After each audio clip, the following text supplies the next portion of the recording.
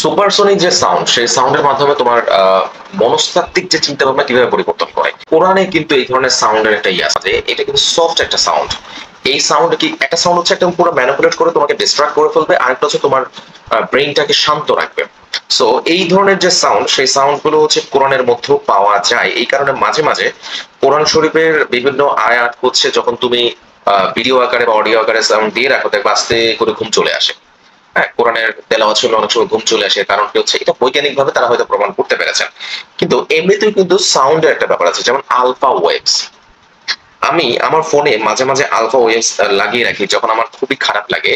আমার হয় কোরআন শরীফ লাগাই, নয়তো হচ্ছে আলফা ওয়েভস লাগে। হ্যাঁ, সো এটা আমিও মাঝে মাঝে কানের পাশে রেখে দেই, শুনতে ভালো লাগে। যখন দেখি আমার অনেক রাত হয়ে যায়, ঘুম আসে না, তখন আমি আলফা ওয়েভ লাগাই দেই। সাউন্ড আস্তে আস্তে আস্তে আমার ব্রেইনটা থেকে স্ট্রেস গুলো কমিয়ে নেয়, আমার ব্রেইনটাকে কুল করে, দেন আমি ঘুমিয়ে পড়ি। সো আমি জাস্ট এটা এক্সাম্পল আকারে দিতে চাচ্ছি যে সাউন্ড কিভাবে মানুষকে এইভাবে পজিটিভলিও তাকে ম্যানিপুলেট করতে পারে, আবার নেগেটিভলিও ম্যানিপুলেট করতে পারে।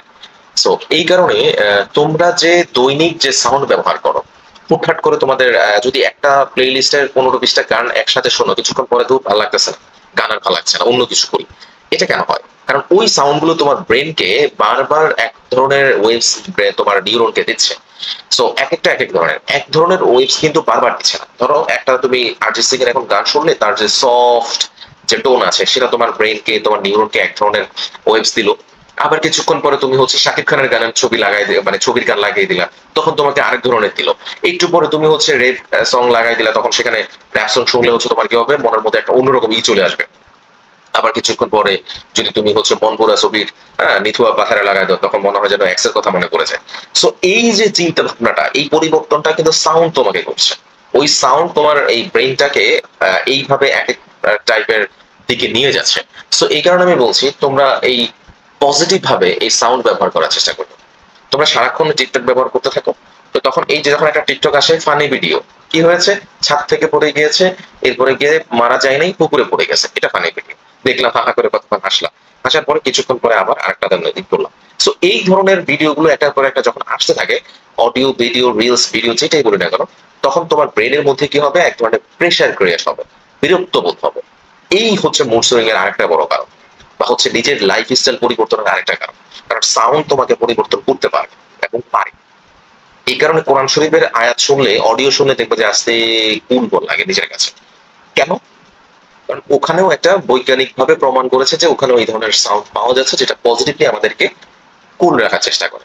সো আমি এই কথা কেন বলেছি, কাম করার চেষ্টা করো। সো এই কথা আমি কেন টেনে এনেছি, এটা কারণ হচ্ছে ইংলিশ প্র্যাকটিস করার জন্য যে আসলে ইংলিশ শুধুমাত্র শুনলেই হবে না, মুখে মুখে বলতে হবে, যেটা একটু আগে সে বলেছিল যে আমরা শুধুমাত্র শুনলেই হবে না, বলতে হবে। তো প্রথমে আগে শুনতে হবে, তারপরে বলতে হবে। সো এই শোনার ক্ষেত্রে মনোযোগ ধরে রাখার একটা বড় ব্যাপার হচ্ছে যে কোনো একটা জিনিস বাছাই করে নাও। ধরো তুমি যদি ইংলিশ শোনো, তাহলে তুমি যদি চিন্তা করো যে আমি রিলস শুনবো, তাহলে ইংলিশ যে রিলস গুলো আছে, সেগুলো হচ্ছে তোমার টিকটক বা যেটাই বলে নিন, ইনস্টাগ্রাম যেটাই বলে না কেন, কিছুক্ষণ পরে তোমার ভালো লাগবে, এরপরে আরেকটাতে চলে যাবে, এরপর আরেকটাতে। কারণ প্রত্যেকটা কিন্তু একই টপিক নিয়ে তৈরি করে না, কন্টেন্ট ভিন্ন। এই কারণে তুমি মনোযোগ ধরে রাখতে পারছো না। তার কারণ হচ্ছে তুমি তার মিনিংটাও বুঝতে পারছো না, এবং মনোযোগও ধরে রাখতে পারছো না।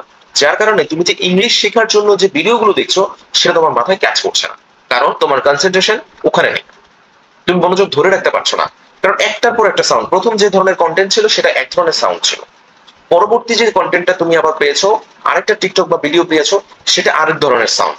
এই কারণে কি হচ্ছে, তোমার ব্রেইনটা ডিস্ট্রাক্ট হয়ে যাচ্ছে। তাই এইটাকে তুমি যদি মানে একটা নিয়মের মধ্যে আনতে চাও, যে আমি মনোযোগ ধরে রাখবো, যখন ইংলিশ শিখবো, আমি ইংলিশ ভিডিও দেখি, মুভি দেখি, অথবা আমি পডকাস্ট দেখি, আমি একটা কন্টেন্টের উপর নির্ভর করে রাখবো, তাহলে দেখবে 2-3 ঘন্টা তুমি সাথে বসে থাকবে। কিছুদিন পূর্বে আমি একটা ভিডিও দেখেছিলাম, একটা ছেলেকে দুইটা আলাদা আলাদা রুমে রাখা হয়েছিল, দুইটা টাইমে। একটা টাইমে তাকে স্টোরি পড়তে দিয়েছে, আরেকটা টাইমে তাকে ম্যাথ পড়তে দিয়েছে। যখন সে ম্যাথ করছিল, তখন সে এইভাবে নড়ছে, একবার পা উপরে দিয়ে উঠে যাচ্ছে, আবার সেই করছে, আবার ঘুরে দাঁড়াচ্ছে, চেয়ার সরাচ্ছে, এক এক ধরনের মুভমেন্ট করছে। কিন্তু যখন স্টোরি পড়ছিল, ইতিহাস, তখন সে চুপ করে পড়ছিল। কারণ ওইটা প্রথম সূচনাটা যে কন্টেন্টটা তার মাথায় ঢুকেছে, সে একের পর এক রিলেটেড কানেকশন ছিল, এবং পরবর্তীতে অনেক দূর পর্যন্ত এগিয়েছিল। এই কারণে আমরা উপন্যাস বলে অনেক সময় যখন গল্পের মূল জিনিসটা আমরা ধরে ফেলি, তখন কিন্তু 2-4 পৃষ্ঠা যে কোন দিক দিয়ে চলে যায় আমরা টেরও পাই না। হয় না বাস্তবে? হয়। সো এই কারণে কন্টেন্ট বুঝতে হলে তোমাকে হচ্ছে এক ধরনের কন্টেন্ট ব্যবহার করতে হবে। কারণ তুমি যখন উপন্যাসটা বের করেছো, ধরেই কিন্তু তুমি জেনে নিয়েছো এটা হিম উপন্যাস।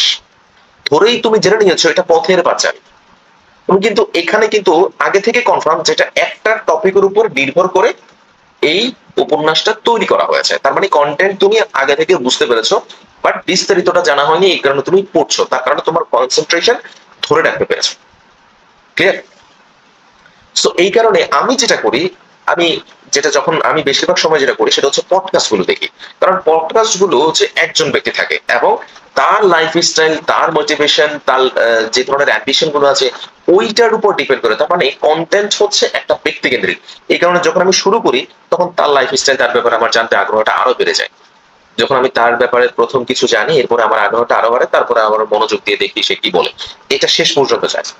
কিন্তু যখন আমি ছোট ছোট রিলস দেখি অথবা আমি একটা ভিডিও দেখি, হ্যাঁ, 10 মিনিটের 15 মিনিটের কোনো একটা ইন্টারভিউ দেখি, তখন দেখার পর ওটা ভালো লাগে না, আচ্ছা দেখি অন্য একটা দেখি, তখন ওটা দেখলাম, ওটা ভালো লাগতেছে না। এইভাবে ভাল লাগে না, এই রোগটা সৃষ্টি হয়। কারণ অ্যালগোরিদম আর সাউন্ড আমাদের ব্রেনকে কন্ট্রোল করছে। তাই যেহেতু আমাদের ব্রেন অ্যালগোরিদমের কাছে বিক্রি হয়ে গেছে, সুতরাং আমরা চেষ্টা করব পজিটিভ ভাবে সেটা ব্যবহার করার জন্য। এই কারণে যারা হচ্ছে এই ধরনের মনস্তাত্ত্বিক বিষয় নিয়ে গবেষণা করে, তারা বলে যখন আপনি দুঃখে থাকবেন তখন চাইবেন দুঃখ জাতীয় কোনো বিষয় থেকে এড়িয়ে যাওয়ার জন্য, কারণ ওইটা আপনাকে আরো বেশি দুঃখ দেবে। এই কারণে হচ্ছে যখন কারো কোনো লাইফে কষ্ট চলে আসে তখন বলে যে আপনি ঘুরতে যান, তার মানে কি আপনাকে ওই যে চিন্তা ভাবনা যেটার কারণে আপনার দুঃখ ফিল হচ্ছে সেটা থেকে আপনি ডিস্ট্রাক্ট হয়ে যাওয়ার জন্য, আপনাকে আলাদা করার জন্য তখন আপনি ঘুরতে যান, আপনি খেতে যান, তারপরে হচ্ছে আপনি চাইলে বন্ধুদের সাথে আড্ডা দিতে যান, আপনি উপন্যাস পড়তে পারেন।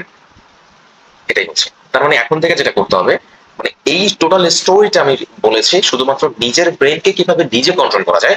মূলত নিজের ব্রেন এখন নিজে কন্ট্রোল করতে পারবে না, কারণ আমরা অলরেডি অ্যালগোরিদমের কাছে বিক্রি হয়ে গেছি। সুতরাং আমরা এইটুকু করতে পারি, যেহেতু অ্যালগোরিদম আমরা যেটা চাচ্ছি সেটা দিবে, এইটুকু কনফার্ম যে আমি যেটা চাচ্ছি সেটা অ্যালগোরিদম দিবে, আমি বেশি বেশি যেটা চাইবো।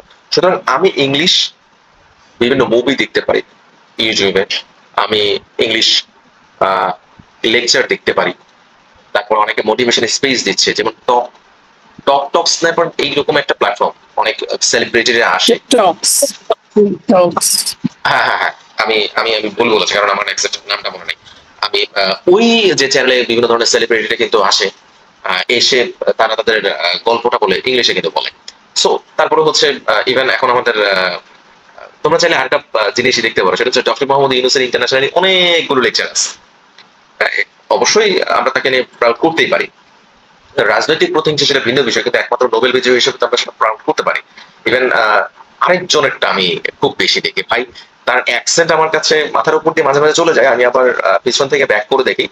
বাট ওই যে পলিটিক্যাল বিষয়গুলো চলে আসে, তো এই কারণে আমার খুব আগ্রহটা খুব বেশি হয়। সে ব্যক্তিটা হচ্ছে অক্সফোর্ডের একজন প্রেজেন্টার আছে, জার্নালিস্ট আছে, মাহাদি হাসান, অক্সফোর্ড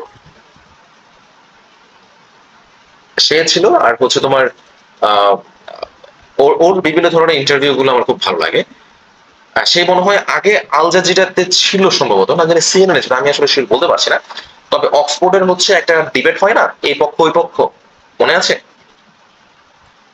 ওই ডিবেটে মেহেদী হাসান, এটার মূল থিওরিটা আমি বলেছি ইংলিশে কিভাবে নিজেকে ডেভেলপমেন্ট করা যায়। অনেকে বলে যে আমি ইংলিশ প্র্যাকটিস করি, আমি ইংরেজি প্র্যাকটিস করি, বাট ইংরেজি বলতে পারছি না।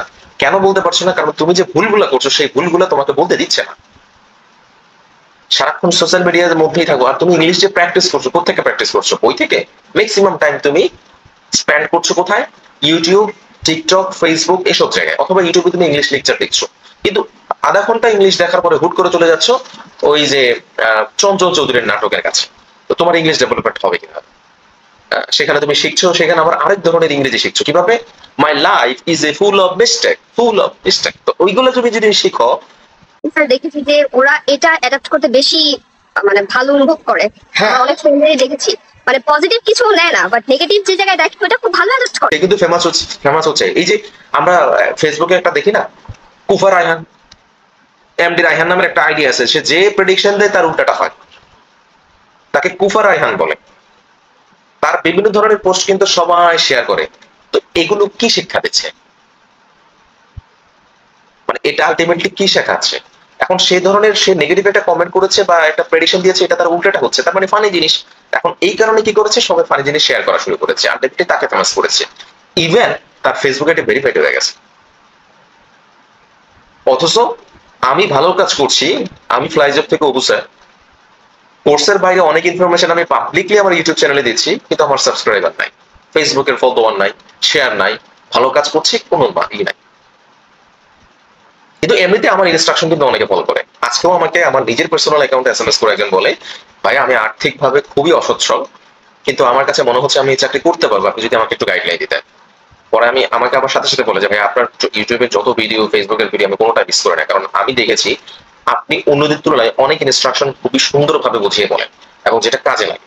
সো আপনি যেহেতু বলেন এই কারণে আমি শেখাচ্ছি, আপনি যদি আরেকটু গাইডলাইন দিতেন। আমি বলেছি যত কিছু আছে সেটা তো পাবলিকলি দিয়ে দিয়েছি, আবার পার্সোনালি কি দেবো? তখন আমি তাকে জিজ্ঞেস করলাম, তুমি কি আমার ইউটিউব চ্যানেলে সাবস্ক্রাইব করেছো? বলে না ভাইয়া। তখন আমি তাকে কি বললাম?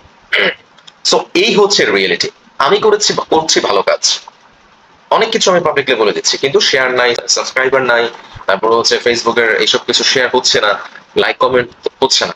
কিন্তু ওই যেটা বিভ্রান্তিকর জিনিস বা নেগেটিভ কিছু যেটা আসলে সমাজের প্রয়োজন নেই, এইসব জিনিস ফানি আকারে আমরা ছড়িয়ে দিচ্ছি।